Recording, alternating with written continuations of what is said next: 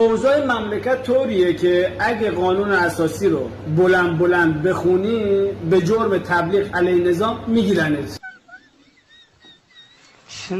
فرق یک نویسنده آلمانی و یک نویسنده ایرانی چیه؟ یک نویسنده آلمانی وقتی نوشته هایش چاپ می شود معروف می شود. یک نویسنده ایرانی وقتی جلوی چاپ نوشتهاش گرفته شد معروف می شود. چقدر قشنگ بود. من شما رو نمیدونم، شانس من در حد تخمیه که حتی اگه بهشتم برم ساعت 7 صبح میان بیدارم بکنن یه خاور قرآن مونده به تخلیه شد.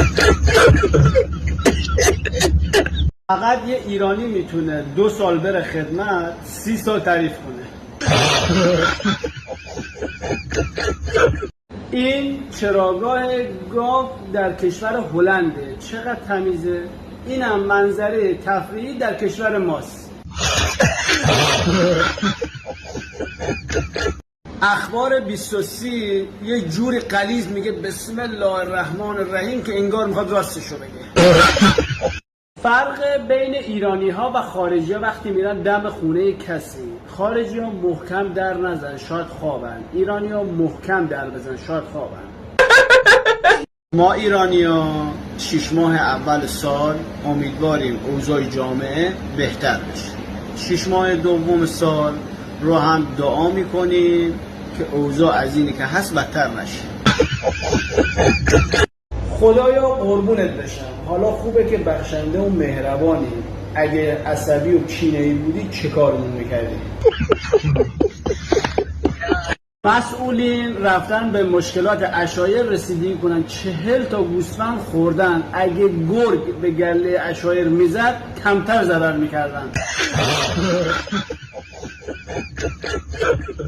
این سخنگوی اوناست، اینم سخنگوی ماست. از سخنگو هم شانس نیاوردی.